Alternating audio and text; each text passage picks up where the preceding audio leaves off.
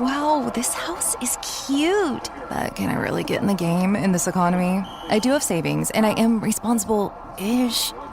I should bury it. I'm being wild. But what if I'm not being wild, though? Could I actually score a...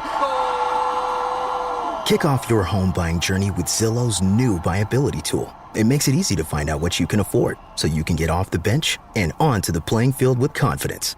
Check your BuyAbility, only on Zillow. Ryan Reynolds here from Mint Mobile.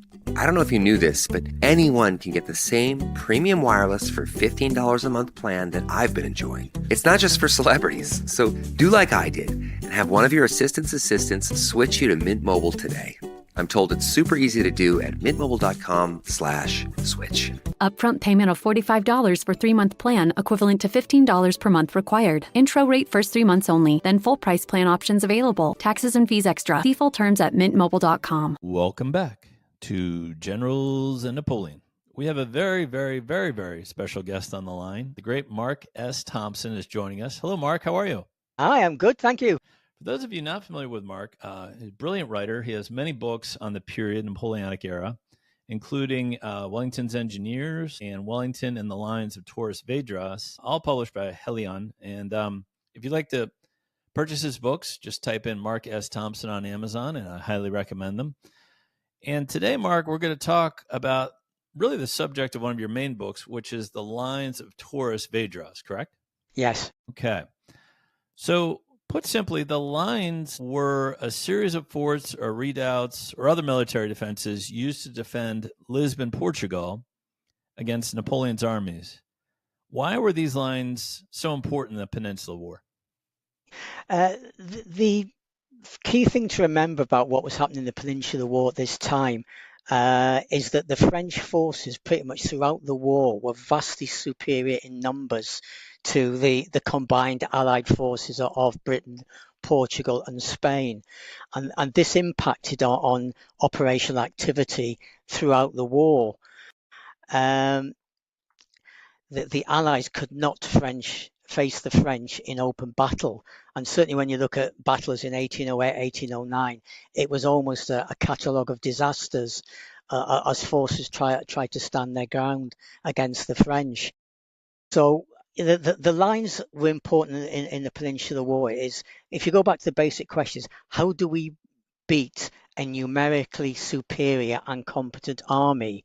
And it's not by facing it in the field. So plan B is, I'm going to use the word hiding, but it's probably inappropriate, but holding out somewhere where the strength of the position, will give you advantages over a numerical enemy. And if the French could not evict Wellington from Portugal, the French would always have a formidable enemy sort of on their flanks, in their rears, that they had to be watching out for.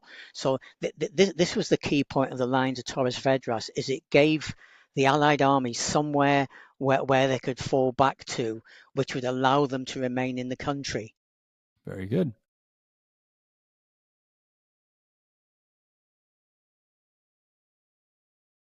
I think you make a great point there in terms of numbers on each side. I believe the French at various times had like close to 250,000 troops in the peninsula, and the British, I don't think, had even close to that, right? So they had to kind of maintain their army in the field against a overwhelmingly superior force.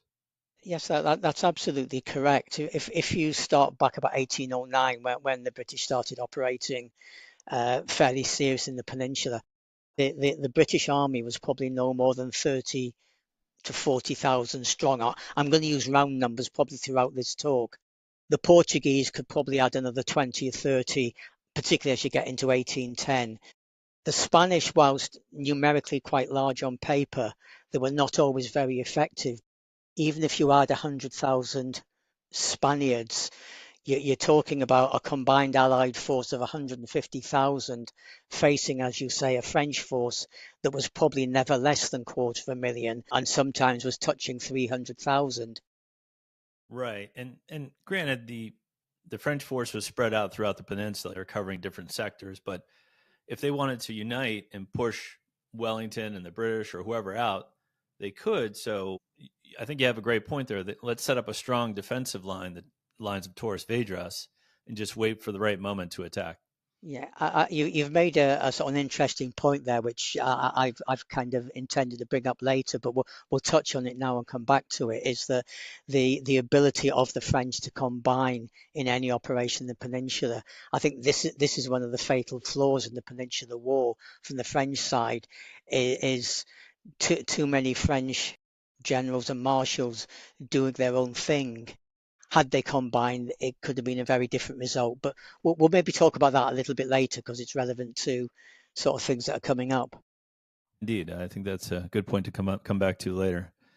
But before we get to the how of the construction of the lines, let's discuss the why the lines were built. Napoleon's armies had twice bullied their way deep into Portugal, once by General Junot and again by Marshal Soult, correct? Yeah, that's correct. What is known certainly in Portugal as that would be the first and the second invasions of Portugal. Massena's in 1810 what was the third invasion. And the why is going back to something I've already touched on, but summer 1809, Napoleon defeats the Austrians at Wagram, and pretty much straight after announces that he's going to come into Spain himself, bring 100,000 troops with him, with the sole intention of pushing the British army out of the peninsula. So Wellington's being given very clear warning that, as well as the 250,000 or so French that are in the peninsula, Napoleon himself is coming with another 100,000. Now, the 100,000 is one valid point. The other is Napoleon himself, because he's the only man who could combine the might of the French in the Iberian Peninsula together. So this was a significant threat that there's no way Wellington could have faced them in battle. Looking at what his plans could be, whilst the Portuguese government was very keen that Wellington would stop the French on the Portuguese border. The Portuguese border is 1,200 kilometers long and covered with significant mountain ranges and rivers. So it's indefensible because of its length and because of the inability of troops to move quickly from one point to another. Having said all of that, Wellington wrote to the British government early in 1809, saying that he believed Portugal could be defended against the French. And I think at the time he said, up to 100,000 troops, I believe I can hold Portugal. And whilst he maybe wasn't thinking specifically about the lines of Torres Vedras at this point, he knew that if he could find the right place, he could stand against a significant French attack. And as we've already said, what he needed was a strong point where he could do this, both defend his troops and also be a launch point for future operations. And this is the why for the lines of Torres Vedras. Yep. And the earlier two invasions were quite destructive by the French, and we'll come back to that. A lot of looting and terror went on there. I could see why the Portuguese were keen on building some sort of defensive structure to not let it happen again. On the how question, the construction of the lines was ordered by the Duke of Wellington and constructed by the designs of Colonel Richard Fletcher. This is a two-part question. Who actually built the lines physically, and can you tell us kind of what they look like? Yeah, okay. I'm going to add a third question and put it first in my answer. There's some interesting debate going on in Portugal at the moment about the design and building of the lines of Torres Vedras, because 6 months before Wellington ordered the construction of them, a Portuguese engineer officer called Jose Maria das Neves Costa, which is my best Portuguese, also wrote a detailed report on how you could defend Lisbon from an attack. Now, whilst it wasn't exactly the way the lines of Torres Vedras turned out, there's enough similarities and other points of interest to suggest that Wellington knew of this report before he started building the lines. So if you're talking to people today, the name of Neves Costa will come up in terms of the design and building of the lines. The other thing I'd say before I get round to answering your question is that Wellington had been in this area in late 1808 during the first campaigns in Portugal. He was actually based in the town of Torres Vedras for a while, and with his penchant for riding the hills, with or without dogs and foxes, there's no doubt he had some understanding of what the terrain is like around there. Now, if you haven't been, the hills to the north of Lisbon are not huge. None of them go above 400 meters in the area we're talking about, but they go on forever. So it's up and down, up and down. So it's formidable in its depth as much as its height. And that's why this whole area looks attractive as a defensive point. And to be honest, they are doing lots of archaeology there and finding hill forts from 2,000 years ago. So this isn't rocket science. Yeah. But on the look of them, did it look like pillboxes on Iwo Jima filled with cannons and muskets, or was it less sophisticated than that? Okay, I'll now get on to answering your questions. In terms of how you answer them, most of the actual building work was done by Portuguese. Initially, it was kicked off by a couple of militia regiments, so a couple of thousand, 3,000 men. And then as the scale started growing, a lot of civilians were drafted in and paid for this, which is something that wouldn't have happened if the French wanted a bunch of civilians to build something. So Portuguese militia, Portuguese civilians did 99% of the building work. The British contribution, apart from Richard Fletcher, was a relatively small number of British engineers. We're talking 12 to 15, and some NCOs to help them out. There was probably a similar number of Portuguese engineers involved in building the lines, but they have been neatly deleted from any British account of the building of the lines. But if you go back and look at some of the contemporary documents, there were a lot of Portuguese engineers sort of involved in the process as well. In terms of what they look like, no, they weren't pillboxes, although it's an interesting idea. The main lines, and we tend to talk about lines as there are a number of them. North of Lisbon, there were two main lines, which rather originally, eventually were called the first and the second lines. The original plan was the second line was the only line, but as Wellington got more time than he expected to extend the defences, the first line, which is actually just 2 or 3 strong points, became a line in its own right. When you say lines, though, these are little rings around the capital of Lisbon, right? Well, no, what these lines looked like was not a line in the true sense. It was a sequence of individual defensive positions, forts, redoubts, whatever you want to call them, built on hills, on major roadways, right across from the Tagus to the Atlantic. The first line was about 35 miles, the second one slightly less, but it wasn't a continuous line. It was lots of individual forts, but there was also scarping put in place to join forts. There was quite often a lot of fields of fire were crossed between one fort and another. So it wasn't a line, it wasn't a single wall like the Hadrian's Wall in the UK. But obviously the advent of cannon meant you didn't necessarily always need a wall to make something secure. So the first two lines were of that sort of fashion.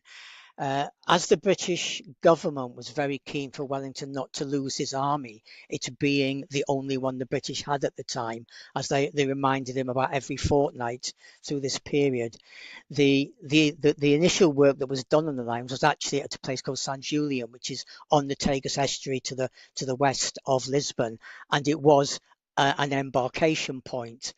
So the first fort started just by a matter of days was around the embarkation point, because the British government was insistent we could not afford to lose the army. So there has to be a way of getting them off first, and then a way of defending Lisbon second. But I'm being a little bit picky here because all these things kicked off within a week of each other. So all this work pretty much did start together. Just sort of going on a little bit further now, I've already hinted at, as well as all the forts, in some areas where it was appropriate, rivers were dammed to flood areas. There were a lot of roads built behind the lines to give rapid communication for troops, which obviously the French on the other side wouldn't have.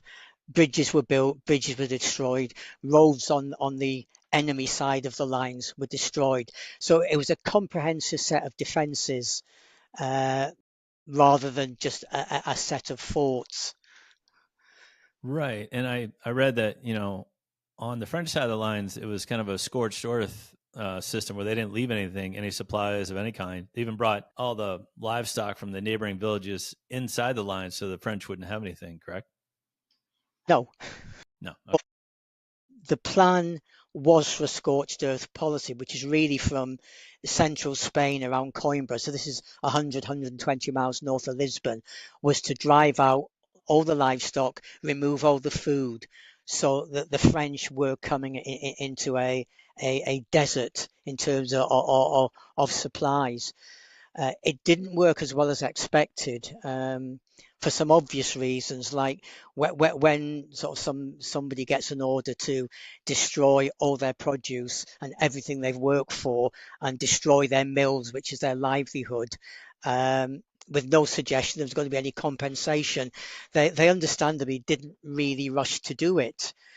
The other thing is that, and it's a story maybe for another talk, is after the Battle of Busaco, which is September 1810, the whole retreat back to the Lines of Torres Vedras suddenly seemed to get a bit rushed and frantic. So this was planned for a year in advance. The orders for the civilians to leave Coimbra and the surrounding areas was issued you need to leave now. Which meant they were all travelling south on the same roads as the Allied army trying to retreat back to Lisbon, and the whole thing got horribly chaotic. And there was a lot of food that was not destroyed or moved. And yeah, I'll probably talk about this a little bit later, but it meant the French could survive a lot longer than anybody expected. Well, let's talk about the cost. Less than 200,000 pounds, but totally worth the investment, correct? Because on the previous two invasions, the French army had looted and destroyed a lot of property. I think taking the question in two parts, the 200,000 pounds, I think John Jones says 100, but then he sort of does some add-ons. So I think even at 200,000 pounds, which is a lot of money in 1810, it was a very worthwhile investment because it protected Lisbon, the Iberian Peninsula. It protected the British army from an invading French army. And it allowed Wellington to continue campaigning, which eventually by 1813, his action was having a material impact on what was happening in Central Europe. Salamanca in 1812 made Europe sit up. Vittoria in 1813 made the monarchs in Europe sit up very straight, and seeing it as an opportunity where a Napoleonic army has been soundly beaten, and Wellington's actually sitting on the French border at this point, which is a major headache for Napoleon. So the £200,000 I think was excellent value for money. In terms of the looting and destroying of property, the French, as you well know, the French method of operation was living off the land. So the looting, and particularly for foodstuffs, was normal operational practice. Sadly, troops will be troops even in 2025, and looting goes on. It's the level of brutality that goes along with it that changes depending on the battle and the commanders.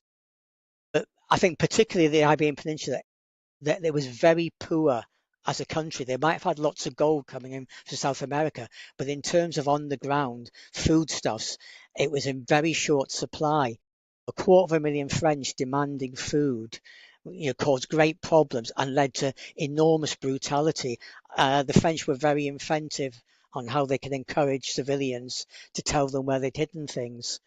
So it's in some ways it was a normal French method of operation. But putting this in perspective, the Massena's third invasion and all the events around that, the estimates on the death of Portuguese civilians in and around Lisbon and to the north of Lisbon varies between 50,000 and 300,000 people. So this was being catastrophic for Portugal and also for Spain. Right. So the lines not only saved property, they probably saved a lot of lives. Once completed, there were 152 fortifications and 648 cannon. I know cannon is plural for cannons, as I've been told many times. Can you tell us when construction began and when it quote unquote finished?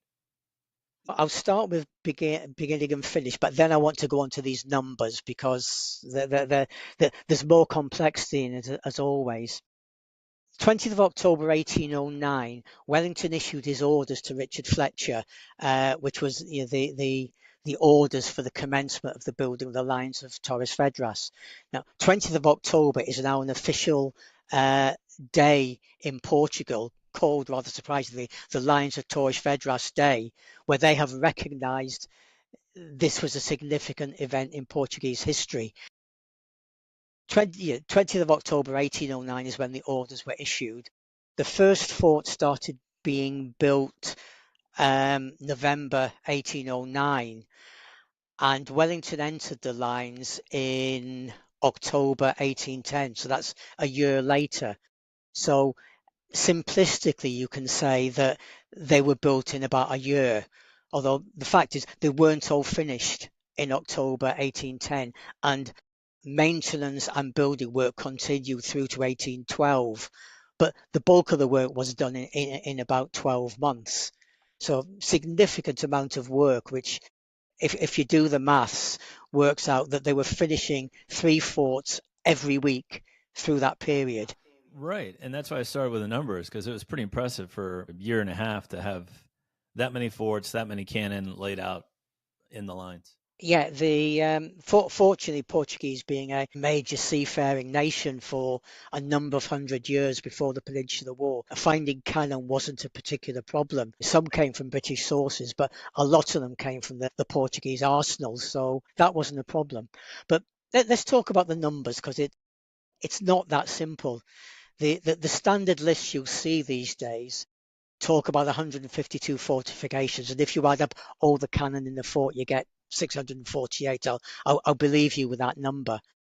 But now the problems start. 152 numbered forts. The first one is Fort 1, which is on the Tagus at Alhandra. The last one was 142, which is Fort Nova, which is above Sobral de Monteagrasa. The first problem is that some of these forts had multiple parts. So Fort 1 has a 1A, D, B, C, D, E, F, and G, and there's a number of others have A's and B's and C's. So this 152 goes up to about 170 when you start putting in all these other little bits. You mentioned earlier there was a complete separate set of defences around the periphery of Lisbon city itself. So this is 25-30 miles south of the lines. There were another 30 forts built there. South of the Tagus, it wasn't started in December 1810, but it's still relevant. Further 21 forts were built because if the French got control of the south of the Tagus estuary, they could bombard any ships coming into the Tagus estuary. And then if you go back and look at contemporary maps, these were maps drawn at the time, 1810 through 1814.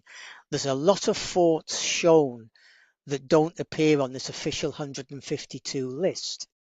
So there's another 20 or so.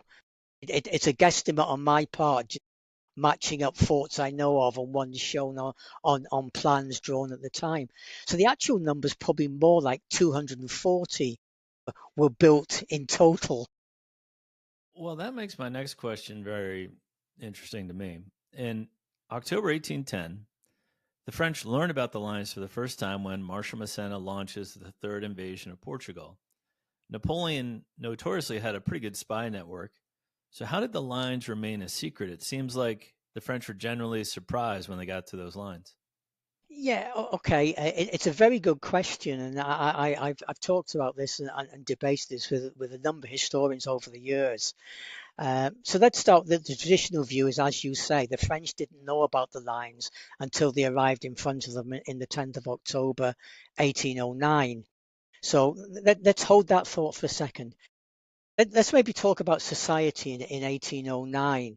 Most people living in towns and villages probably never moved more than a few miles from their town or village in the entirety of their lives.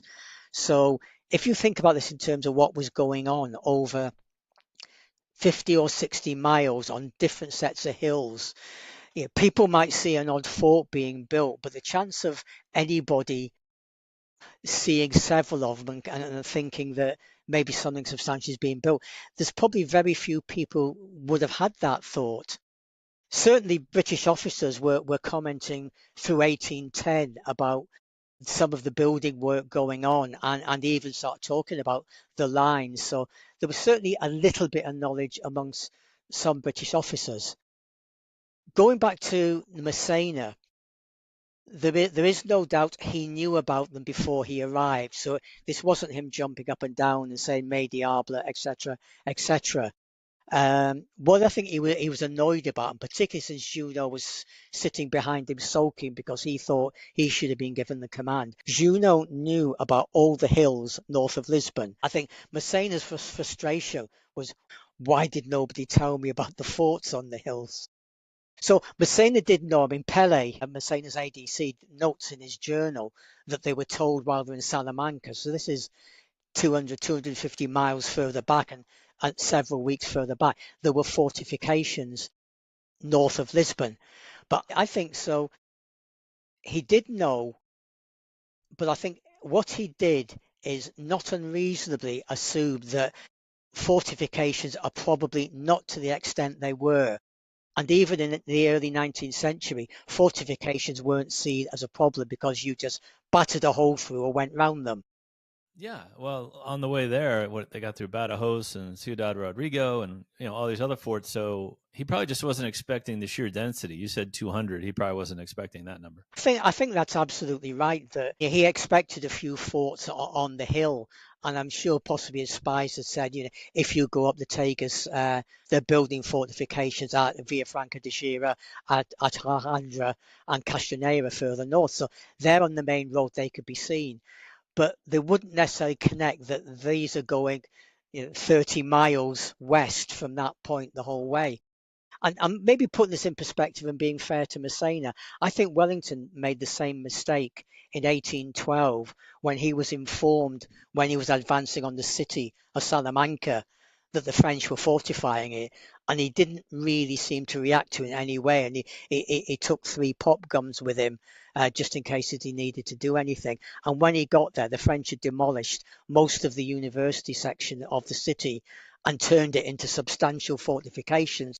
Wellington's attacks on the forts at Salamanca were almost as pathetic as his later attack on Burgos in 1812. So I think even in the 18th century, fortifications weren't taken seriously, and if somebody does it right, it's a shock. Right, that's a great point. Well, I think there's no greater compliment for the bristling, impenetrable look of the lines than when Massena's generals refused to even attempt an attack on the lines.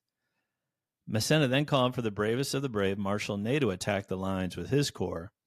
And I read that Ney took one look at the lines and immediately refused and went back to his headquarters. Massena did launch one probing attack, the Battle of Sobral. Can you tell us what happened there? I'm going to meander around the general subject you've raised here, and I will talk about the Battle of Sobral at the end.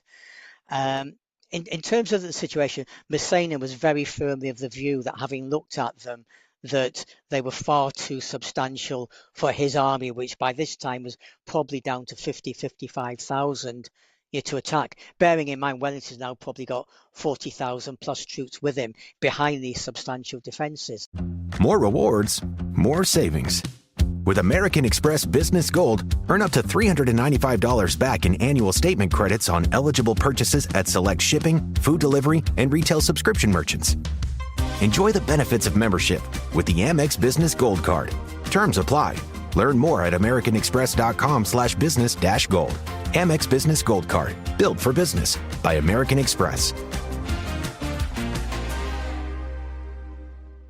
Hey, this is Bill Simmons from the Bill Simmons Podcast, here to tell you that Michelob Ultra is giving you the chance to win tickets to the NBA Finals. That's right, the 2025 NBA Finals. Just head to michelobultra.com/NBA Finals. Michelob Ultra Courtside NBA Finals Sweepstakes. No purchase necessary. Open to U.S. residents, excluding Maryland residents. 21 up. Begins at 9 a.m. EST on February 16th, 2025. Ends on May 5th, 2025. See official rules at michelobultra.com/rules for price and details. Message and data rates may apply. Void where prohibited.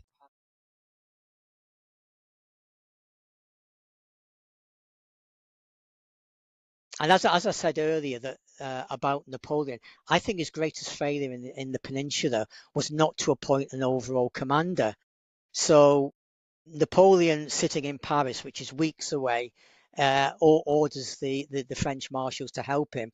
But they've all got their own individual problems and their own individual aspirations. And there was very little interest in sending help to Messina.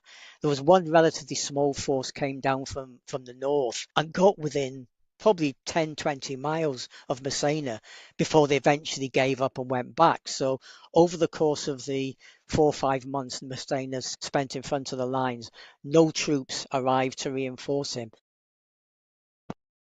I'll get back to the question you asked eventually. The second problem in the way Napoleon worked is, having not appointed overall commander, he then tried to micromanage events in central Spain and Portugal from Paris, which meant by the time every one of his orders turned up, the relevance of them had completely passed. So I think organisationally, the French could have managed the Peninsular War better. I think another point which hasn't been sort of made very much, but I think it's absolutely relevant again, is I've talked about the relative size of Messina and the British, which is not much different by this time. Had Messina forced his way through the first line, which would have meant assaulting uphill thousands of troops behind fortifications with hundreds of guns, the plan was then to move back to the second line, the Allied plan, which was the strongest of the lines, where Messina would have to do the same thing again. And having done that, he would then have to assault Lisbon, where there was much less substantial fortifications, but another 31 forts. To do that, I think Messina wasn't being unreasonable, saying the number of troops I'd have left and usable after I've assaulted 3 fortified lines was probably mean I couldn't take or hold Lisbon if I got there. And I think he probably has a point.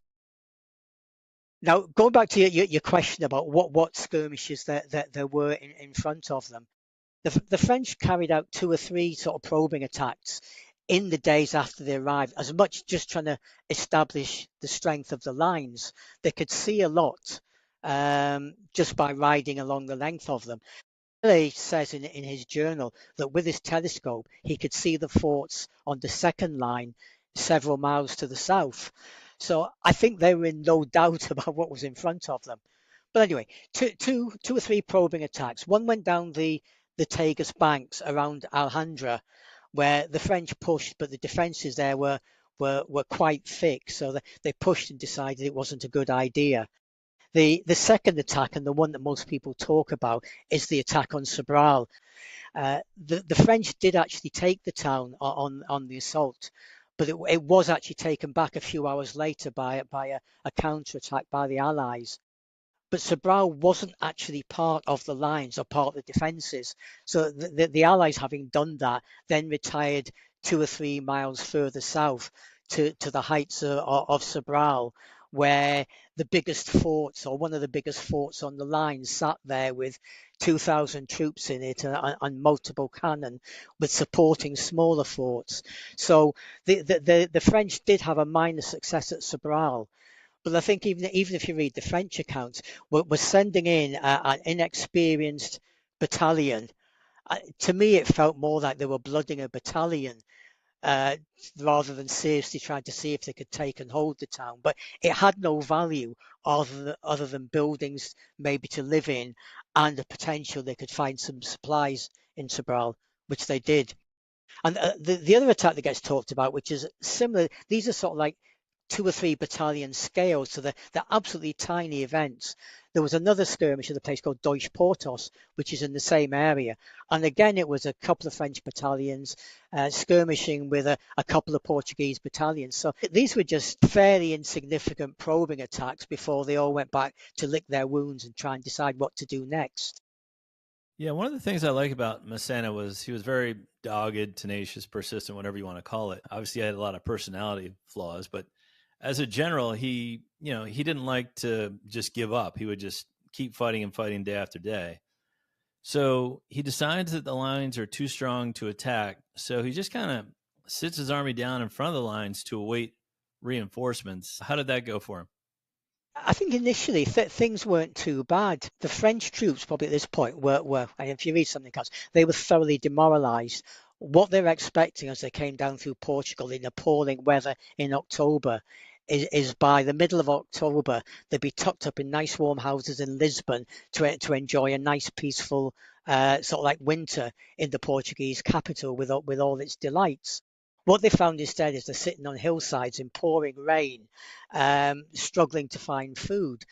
The scorched earth policy, as I've already said, didn't work very well. So for the first few weeks, it wasn't too bad. They were finding supplies right in front of the lines for the first couple of weeks. So they were okay. But as it got harder and harder to find food, the French troops were actually going scavenging further and further afield.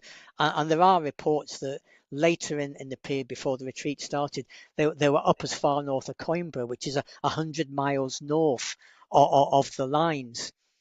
The other thing Massena did to solve the problem, where about 4 weeks in he could see that this could be a long wait because he'd heard nothing back from Napoleon by this time, is 14th of November, Massena pulled his troops back from the lines. So they didn't really sit in front of the lines for 4 or 5 months. They sat in front of the lines for 4 weeks. And then they retired about 40 miles to a significant Portuguese town called Santarém. And that's where the troops spent most of the winter in that area. Santarém was better placed for sending out troops looking for supplies, and also raised the possibility they might be able to build a bridge across the Tagus and start hunting for supplies on the other side. But as sort of the winter went on, things just got harder and harder. And when it became clear that no reinforcements were going to arrive, which was probably around February 1811, Sainer sort of makes the decision that really I have no choice other than to retire from the lines.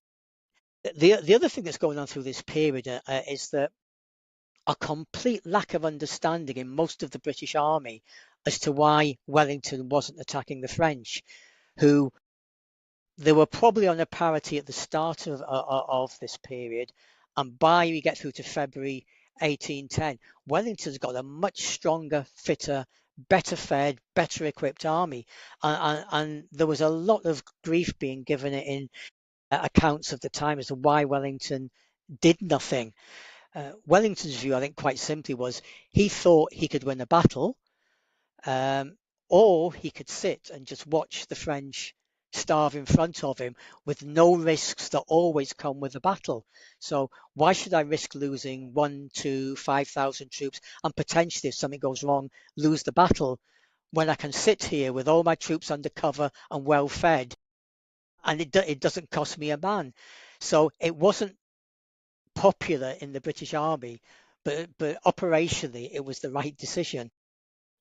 Well, I think that's a great point. And kind of circling back to what you said earlier, every fortnight, the British government was telling him, this is the only army we have, don't lose it. So that was probably in the back of his mind. And then on the retreat, when Massena finally did retreat, he attacked a few times, but Marshal Ney gave him a bloody nose. So it wasn't always the best idea to attack, especially rearguard led by Ney.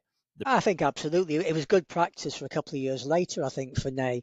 But Ney's handling of the rear guard, I think, was impressive. He did it the way you're supposed to, holding positions, withdrawing as the troops approach, so fighting when you need to, just keep pushing back. It was absolutely well organized the whole way through until Ney and Massena fell out, because Massena believed that Ney had deliberately set him up to be captured. And you can maybe comment on that rather than me. But Ney handled the withdrawal in very professional fashion, and I'm sure it will have kept him in good stead for future events. Yeah, well, that's a podcast for a different day. But after losing 21,000 men to starvation and sickness, Massena orders a retreat in March 1811. So I guess the lines did their job, correct? Yeah, absolutely. The lines did their job. They gave Wellington the secure base I talked about earlier. They proved they could do that because they were only getting stronger. As I said earlier, they were improving the defences right through to 1812 and then maintained them right through to 1814. So a subsequent attack would have been facing a more substantial set of defences than Massena's initial one. From that position, Wellington could operate. More importantly, he had regular access of supplies through the port of Lisbon, which the French would not have had if they'd taken it, because it would have been blockaded by the Royal Navy. So it was a perfect position for Wellington to organise his troops and plan his attacks, and that remained the same throughout the war. If ever Napoleon got his act together and ordered all the troops in France, in Spain, to work together, he could have been faced with an enormously powerful army in front of him. And the lines of Torres Vedras might have worked against 150, 200,000, because eventually you can't pack any more troops in what is in fact a very, very concentrated area. Yeah. Well, the next question I think is kind of sad because I know Wellington, like you said, was always asking for more engineers for his army. What happened to Colonel Fletcher later in the wars? Sounds like you know the answer. For my audience, yeah. Yeah, Richard Fletcher was Wellington's chief engineer pretty much throughout the war. He missed Release and Vimero, where another interesting chap who would require a podcast of his own. He was an interesting character. We'll leave it there, George Landman. But from April 1809 through to 1813, Richard Fletcher was Wellington's chief engineer. So he would have seen him daily throughout the war. Fletcher was in command at almost all the Allied sieges through the war. So that's 1811, 1812, and 1813. He sadly was killed at the second assault of San Sebastian. So this is late 1813. So he missed the back end of the war, but in some ways, from an engineer's point of view, all the fun had been had by then. Fletcher was competent. He was fairly conservative. He was generally well respected by Wellington, although after some of the less successful sieges, Wellington always liked to find somebody to blame because it was never his fault. Fletcher sort of took some grief for that. But if you compare the way Wellington treated Richard Fletcher with how Wellington treated the commander of the Royal Artillery throughout the war, where I think it didn't matter who the Royal Artillery sent out, Wellington didn't like them and made their life hell. And to a man, they all resigned and went home. And the story of Alexander Dixon, again, is another podcast in its own right. But Wellington had great faith in Alexander Dixon, who was a lowly junior captain in the Royal Artillery. But because he transferred into the Portuguese artillery at the start of the war, he could walk around and say he was a colonel. So Colonel Dixon did actually manage the artillery and a lot of the logistics throughout the war. And anybody seeing you who came out Wellington made their life so unpleasant that they went home. So the fact Fletcher stayed the course meant that Wellington must have had some respect for him even after the bad times. Yeah, I was reading a book this morning. It said most great generals don't admit their mistakes, Napoleon included. So yeah, I could see why Fletcher might get the blame on some of those. Some of the early sieges were not very good, but that was usually about time or resources rather than competence. But Wellington wouldn't necessarily want to accept that. And I think even at Burgos, which was the most disastrous of all the sieges, even Wellington had the good grace to say that it wasn't going to work because he didn't bring any guns. So blaming the engineers or the artillery for that was probably a bit unfair. Well, this next question kind of leads into even World War II, if you want to talk Maginot Line. The French never invaded Portugal again, and a few years later, Napoleon's armies were ejected from the peninsula altogether. Is there a legacy to the Lines of Torres Vedras? Yeah, I think there is, but I was on the south side of the Tagus earlier on this year, just sniffing around for any forts, which sadly don't exist anymore. But there are substantial concrete fortifications from the First and Second World War all along the Tagus estuary, because the basic problem never changes, is you need to protect the Tagus estuary from enemy shipping. So yeah, it's still doing it today almost as much as they were 200 years ago. In answering your question, I did a podcast for Zach White a couple of years ago, which was entitled Wellington's Greatest Victory. And there was a number of speakers on, and I was one of them. And they were talking about events, although they've been told not Salamanca and not Waterloo. So they were picking out some of the Wellington's greatest victories. And not surprisingly, based on what we're talking about today, I actually said, I think the Lines of Torres Vedras was Wellington's greatest victory, because it was that foresight to build them that allowed him to eventually push the French out of the Iberian Peninsula. So I think the legacy is that Wellington eventually succeeded in the Iberian Peninsula because he had a secure base for his army and to bring supplies in. And as such, strategically, it was a great victory. I think that's a great point, because if you look at the previous two invasions of Portugal, Junot had almost no resistance, token resistance. He just marched right in. The second invasion, Napoleon and Soult, the British gave some resistance, but they had to flee via Corunna. So on the third one, I think the lines was the missing piece of the first two. They didn't have any defenses to go back to. They had the third invasion, they had the Lines of Torres Vedras, and I think that is the legacy. Yeah, I think you're right. Looking at the previous invasions, the first invasion, Portugal find themselves between a rock and a hard place. In that Napoleon says, if you don't stop trading with Britain, I'm going to come and attack you. The British says, if you listen to the French, we're going to make life so difficult that your transatlantic shipping, the gold and the silver from Brazil, is going to stop happening. Would you like us to escort the royal family to Brazil where they'll be safe from what's going on? Which the Royal Navy kindly did. But the Portuguese monarch left orders for there to be no resistance. So walked into Lisbon with the Portuguese army being ordered not to resist at all. The second invasion is almost a misnomer, because it was a very brief thing after Corunna, where Soult lost to John Moore? But after John Moore was forced to evacuate, Soult was ordered by Napoleon to immediately head south from Corunna, which is in the very northwestern corner of Spain. So move directly south into Portugal. And he got as far as Coimbra, which is still a long way short of Lisbon, when Wellington threw him out again. Well, Wellington threw him out of Oporto in April 1809. So the second invasion was just, what do we do after Corunna? We'll go back to Plan A, which was invade Portugal. Very, very short-lived. And then the third invasion was a serious attempt to invade Portugal with an armed resistance. Yeah, well, I think that's the legacy. Like, their first system didn't work, of no resistance. The second invasion, where we had the British there, but we gave some resistance, but that didn't work. So I think the Lines of Torres Vedras were learning from the previous two. What can we do to not let this ever happen again? And that's what they did.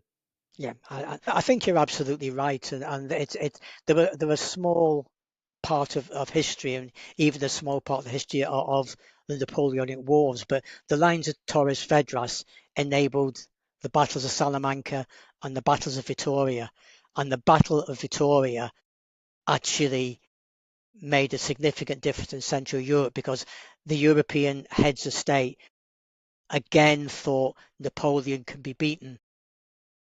That's a great point as well. Well, my last question is, can you visit the lines today, and are there monuments on the lines?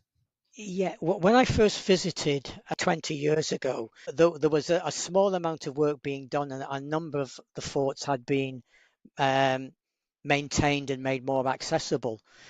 Roll on 20 years, there are now something like about 35 are regularly maintained. There's still over 100 in existence, and bear in mind, these started as earthwork forts. So 100 out of 152 is pretty impressive. I've mentioned already there is an official Lines of Torres Vedras Day, so the Portuguese government is taking it seriously. The Lines of Torres Vedras, all the remaining forts are now protected monuments. So you are not allowed to do anything anywhere, I think within 50 meters of any of the lines. About the last count, there are 7 interpretation centres, museums, if you like, spread across the lines where you can go in, and they all have different displays. They are great. The military museum in Lisbon has a display on the lines, and the Portuguese tourist office has recognised that this is now something significant to build on. And around the 20th of October, which is the date of Wellington's orders, there are commemorations across the lines, and I go out every other year to take part in them. And there's bonfights and presentations and visits, there's reenactments. So the short answer to your question is yes, there's lots. There's lots of information online. There's online guidebooks. There's people who will take you around them. If you go on the right days, there's events going on. So the change in 20 years is substantial, and I would thoroughly recommend a few days in Lisbon, which is a gorgeous city anyway. And take a day and go and have a wander up to the lines and look at some of the bigger forts. I'd like to. I mean, what an opportunity to touch history. And as you mentioned, some of these forts, well, actually, all of them are 200 plus years old. Yeah, a lot of the earthwork ones are not much more than lumps on the ground now. But what the British found after the first winter, so that's the winter of 1810, is it rains a lot in Portugal in the winter. So 1811, a lot of the time was spent stone facing all the major forts, so that when the next winter came along, they didn't find all the mud sort of washing off down the hillside. If you build a mud fort on the top of a hill and it rains, the mud fort's at the bottom of the hill by the following spring. Yeah, there's lots to see, lots to do, and the flora, the fauna, the food, and the nightlife is all great in Portugal and Lisbon. All right. Well, an endorsement from Mark S. Thompson on visiting Portugal. I'm sure the Board of Tourism appreciates that. And yeah, I'd love to get there someday for sure. Again, if you'd like to learn more about Mark's books, you can find them on Amazon. Mark S. Thompson. Wellington and the Lines of Torres Vedras is one book. Wellington's Engineers is another book, but he has many other books on the era. And we thank you very much, sir, for coming on the podcast. This is great. John, this was my pleasure. I hope your viewers, your listeners enjoy.